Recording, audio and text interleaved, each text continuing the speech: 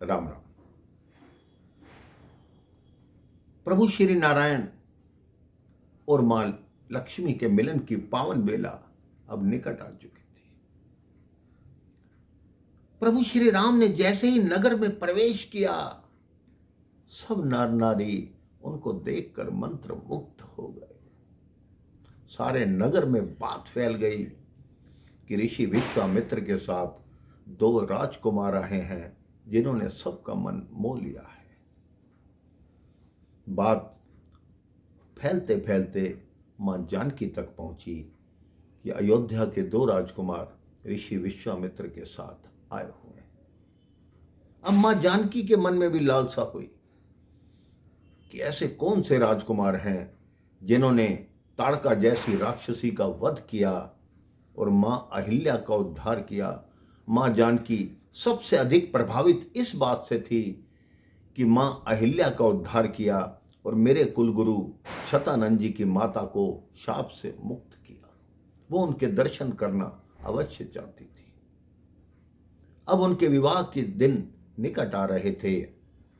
उनकी मां सुनैना ने कहा कि जाओ पुत्री, अपनी बहनों के साथ, अपनी सखियों के साथ वाटिका में जाकर मां गौरी की पूजा करो।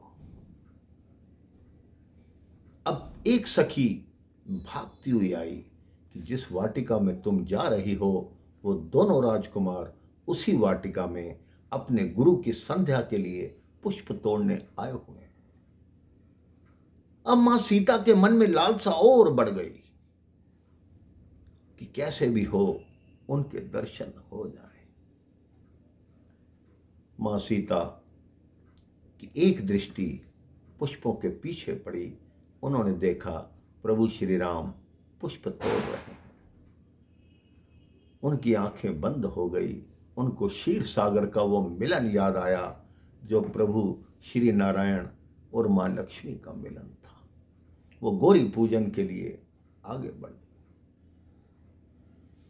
मां गौरी को कहती, हे मां गौरी, मैंने तुमसे कहा था कि मेरा वर बहुत सुंदर हो, लेकिन आज मैं मांगती हूं कि मेरा वर चाहे सांवला हो, लेकिन वही वर हो जिसने मेरे मन में स्थान बना लिया है। मां जानकी ने प्रणाम किया और मां गौरी की मूर्ति मुस्काने लगी। उनके गले की माला जानकी जी के हाथों में गिरी। कई शास्त्र कहते हैं कि माला सीता जी के गले में क्यों नहीं डली, हाथों में क्यों आई। तो मां गौरी ने सोचा, अगर माला सीता के गले में डालती हूं, इसके मन में तो श्री राम है, वो माला सीधी श्री राम जी को पहुंच जाएगी। तो गोस्वामी जी ने लिखा है कि खसी माल मूरति मुस्कानी। मां गौरी ने कहा कि जो तुम्हारे मन की इच्छा है वो पूर्ण होगी। मनुजाही राचे हूँ मिलहि सोबर, सहज सुंदर सांवरो, करुणा निधान सुजान शील, स्नेह जानत रावरो। तो मां गौरी के मुख से आशीर्वाद सुनकर और नारद जी ने भी मां जानकी को कहा था कि इसी पुष्प वाटिका में तुम्हें सर्वप्रथम अपने पति के दर्शन होंगे। अब मां जानकी के नेत्रों में, मां जानकी के हृदय में प्रभु श्री राम जी का मुखमंडल बस गया। प्रभु श्री राम मां जानकी को देखते हैं तो वो भी मोहित हो गए। उन्होंने सोचा कि ये जानकी है, इसी के ही रूप से ये सारी बगिया, ये सारी फुलवाड़ी खिल रही है। लक्ष्मण जी आश्चर्यचकित हुए कि भ्राता जी, आपके मुखमंडल से, आपके मुख से पहली बार किसी महिला के रूप का वर्णन सुन रहा हूं। अब प्रभु श्री राम पुष्प लेकर, मेरे भाई बहन एक बात और बताना चाहता हूं।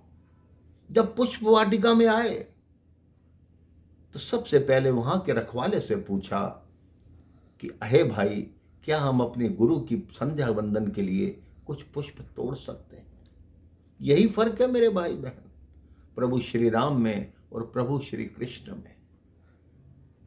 प्रभु श्री राम मर्यादा में है, हर काम मर्यादा से करते हैं।